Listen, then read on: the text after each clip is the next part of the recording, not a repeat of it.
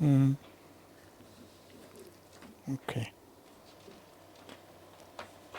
Thank you for your patience, Tim sir.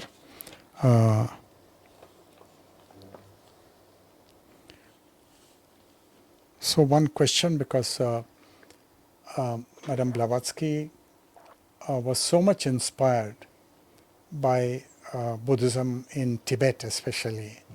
And I think she visited Tibet 4 or 5 times, 3 or 4 times, and went to monasteries in Tibet and studied. She had a very critical mind. Yeah, well, she did. And you can't take her for a ride.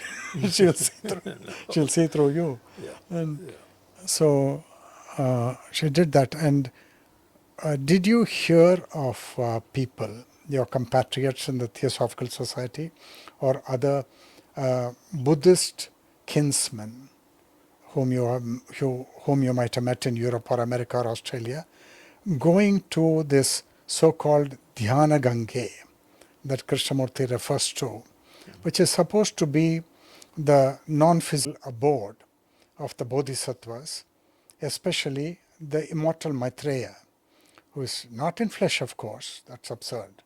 But have you heard of any other source where people have referred to this?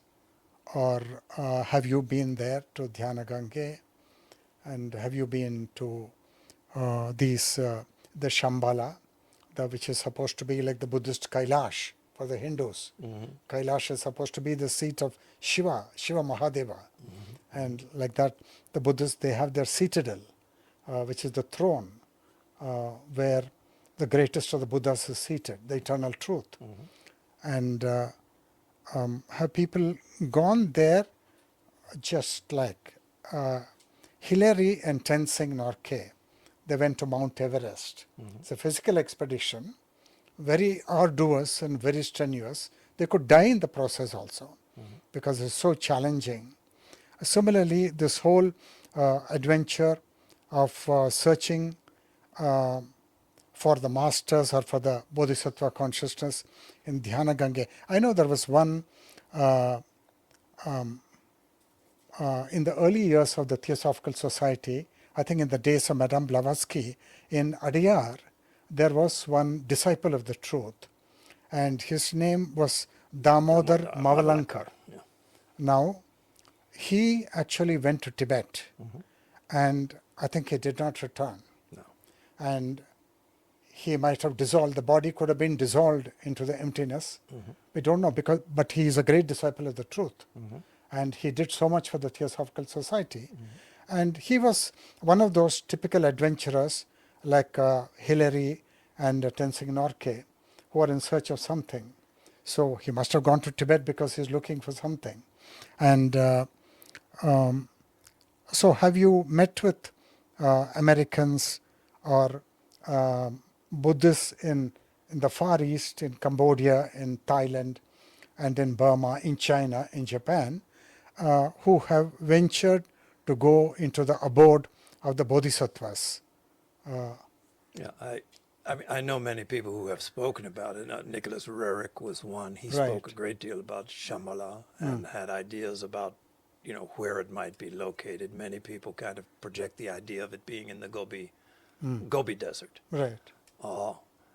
I do know in the case of Damodar, he was not just an explorer or an adventurer in any sense. He was an actual disciple of one of the masters, Mahatmas, and very tuned in that direction. And there came a point where he left. He was working right here in Adyar, and he left. And at that time, there were letters that were received from the two of the Mahatmas, particularly two of the masters.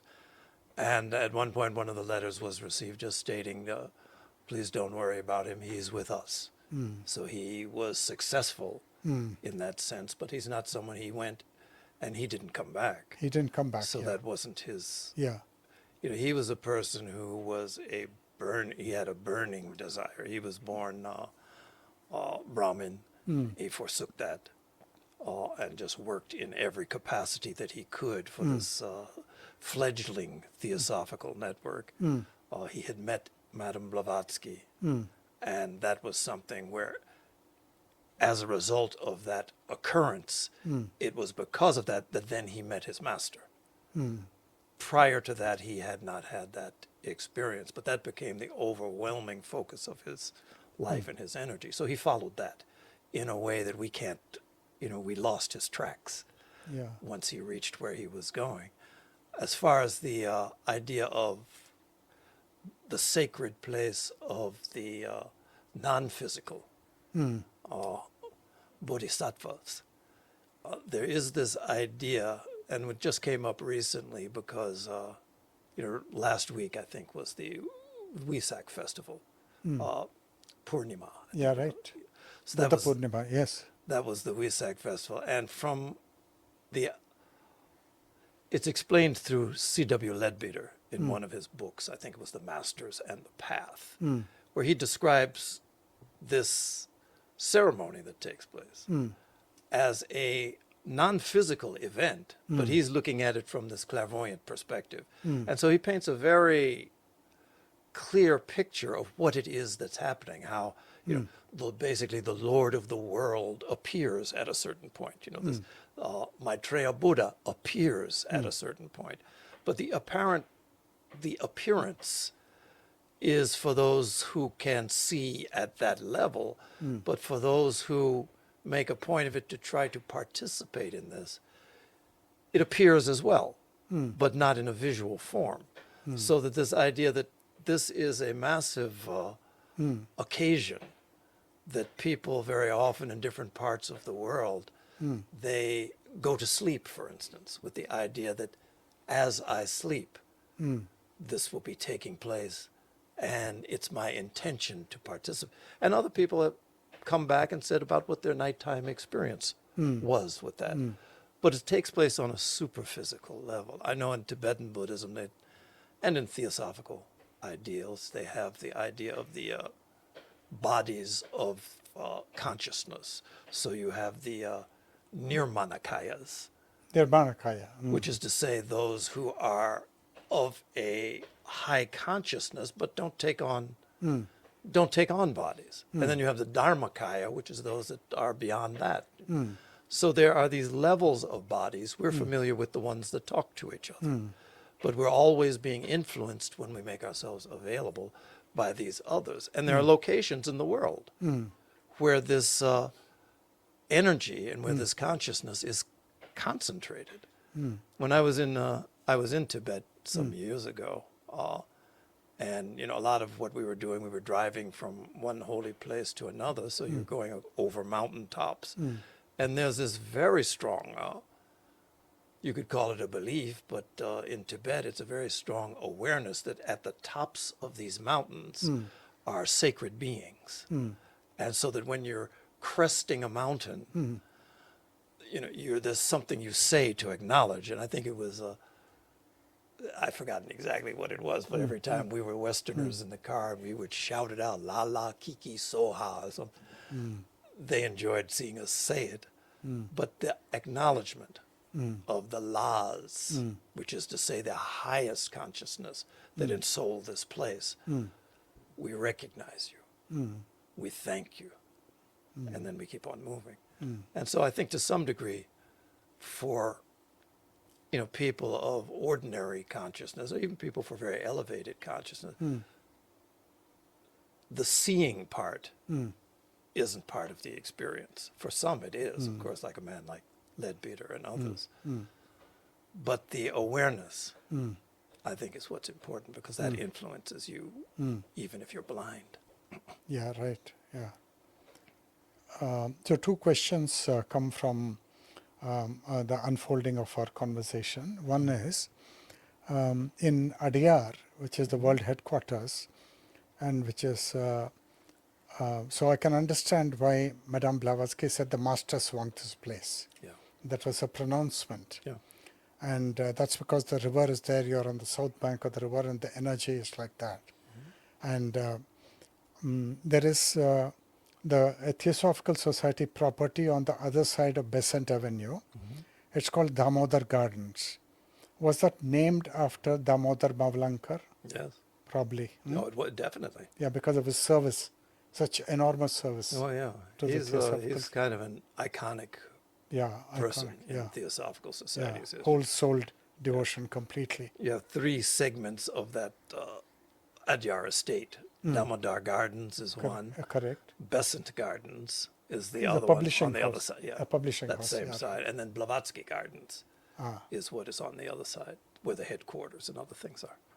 Blavatsky Gardens is the 250 acres, right? Well, the whole thing The whole thing. Yeah, the whole encompasses thing. that, Yeah. but Blavatsky Gardens is on the Right on the side of the river. road next to the river. Yeah, Next to the river, right? Where the bungalow is there. Yeah. exactly. Yeah. Okay. So looking at this unfoldment of events and being sensitive to Krishnamurti's revelation, which is done with extreme reservation. It's so palpable throughout.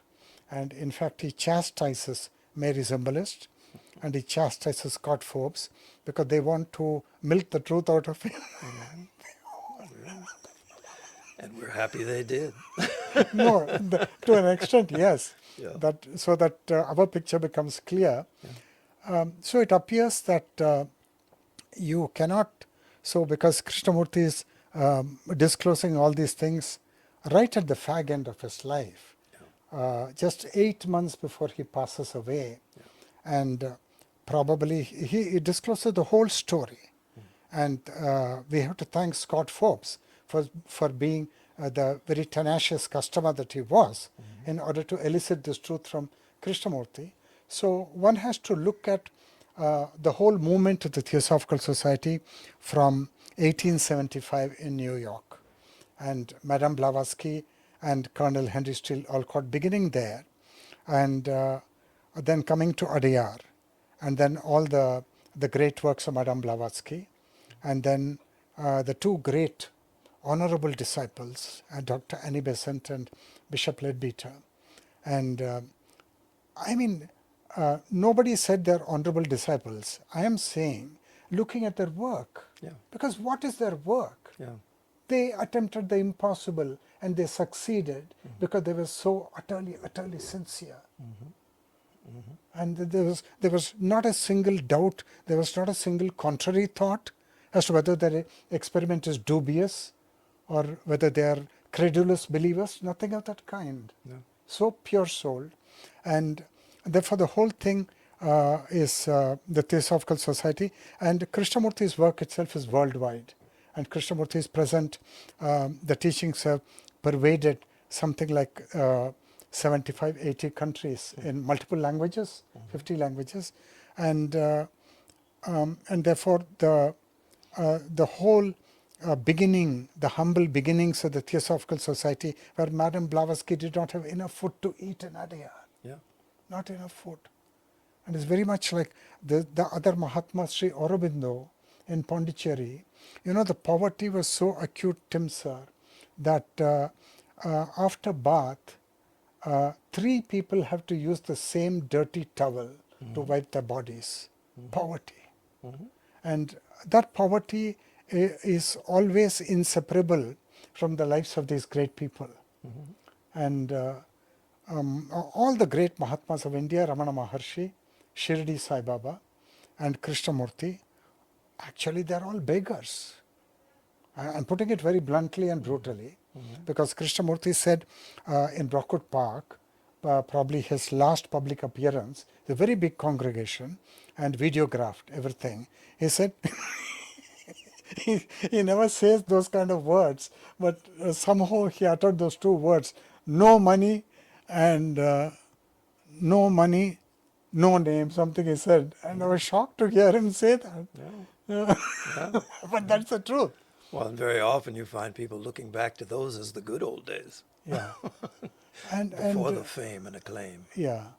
And when Krishnamurti passed away, the fund that 2 of his benefactors had given him, that also came to an end. And in Ojai, now they want to buy a coffin for Krishnamurti and they don't have money. So they bought the cheapest box, which is a cardboard coffin, it is just a piddly little amount, like $10 or something, because they didn't have more than that. Okay. And all the people who helped Krishnamurti in his great work, and they had already given so much, and Krishnamurti is not the person who will ask, give some more. No, that's not him. And therefore, the end of the master's life is in that cardboard box. That was his coffin. And it's beautifully described in, I think, the life and death of Krishnamurti, that particular work, Life and Death, where all the people associated with him who were very close to him in America. And of course, some people like Mary Lutens also came there. Even Popul Jaikar came there very briefly. But the last moments were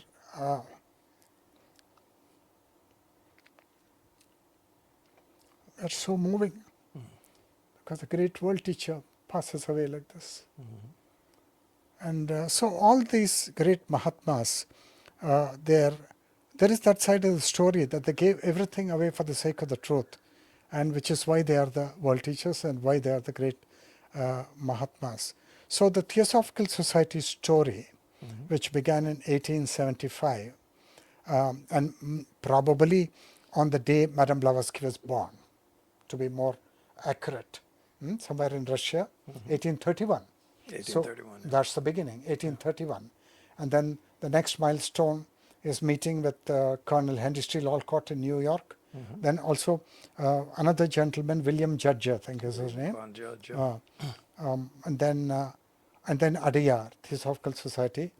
Then Annie Besant and Leadbeater taking the baton from them, and then doing the impossible, not because Madame Blavatsky asked them to do it. She never asked them. That's the beauty of it. No. She never asked them.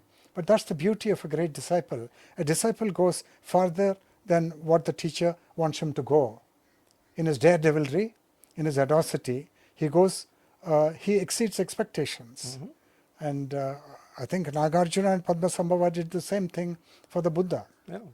They have a different vision. Yeah. The same, looking at the same thing, but they see a different side of it. Yeah, different side of it. So the whole thing is complete. And to talk about Krishnamurti and to present Krishnamurti without the 20 years when Krishnamurti was groomed in the Theosophical Society would be to do injustice to the Theosophical Society and to Krishnamurti, to both. I think so, yeah. And therefore that should not be done. Yeah. And therefore there should be the presentation of the holistic picture right from 1831 and all the way to Krishnamurti's passing away in Ojai. Now that culminates a great Maha cycle of the Theosophical Society, and I'm sure another cycle will begin. Well, I mean, it's constant. It's constant, I mean, recurring cycles. Yeah, I mean, the thing is that, like you had H.P. Blavatsky, well, she, of course, was exceptional in the sense that she was chosen for this. I mean, when you read the Mahatma letters, they talk about they were looking for a European body that could be, that could serve to bring these teachings to the Western world. Because that was where it was most, I mean, it needed globally. Yeah. But it had to take root in the Western world, which was ascending at that point. So she was this person who was chosen, and she was, she didn't hesitate to say, I'm a messenger. I'm here to bring a message. This isn't new to me. This isn't something I'm originating. I'm not creating the ageless wisdom, but there's a new expression of it that's required for this moment. That's what I'm here for. And so that was something where she was so completely devoted and available. And she was exceedingly had unusual gifts in terms of consciousness and clairvoyance and those sorts of things. So she was accessible for many things. So she came and planted these seeds that then lit up such people as Annie Besant, C.W. Leadbeater, which then made it possible for another iteration so that Krishnamurti could actually come into the world and have an expression in that world. Yeah, Tim sir, I'm not actually attached to Krishnamurti, the human being, though I have very strong events in my life where I sat with Krishnamurti and I talked to him, very foolish things, because I didn't get it. At that time, I was only 20 years old. I went with my mother. When my mother went to meet him, I went with my mother to be with him. But now it's the story of the incarnation. I'm not so much concerned about the individual Krishnamurti, Right. though the individual Krishnamurti is a beautiful human being. But it required some sort of point through which it can appear. Yeah, right. And that was the life. You know, people track his life and his Yeah. living, but Yeah. that's what people point to when they say Krishnamurti. But Yeah. the Krishnamurti that is really of value has nothing to do with the personality in the body. Yeah, right. Yeah. And I see that the human being who was supposed to be the vehicle for the Maitreya consciousness, and then the teachings, and then that Parabrahma. The three things cannot be separated one from the other. And because form is emptiness, emptiness is form, and they constitute a triune unity or something like that. And I see that they go together. And when I do pranam every morning as part of my my practice, I do full prostration to the triune unity, that is Krishnamurti, the world teacher, whom I was fortunate enough to know and talk to, and then the teachings, which for me is more important, and then that, the unknowable that, Sure. which is everything, our Divine Father and Divine Mother. So I do that, and so I want to see the 20 years of Krishnamurti's life in the Theosophical Society amalgamated with Krishnamurti's later years, and then the snake, the tail going into the mouth. Right. Snake swallowing its tail. Yeah. In that book is a complete closure, Yeah. complete closure of a major cycle, where Krishnamurti says in his own words, yes, it is true.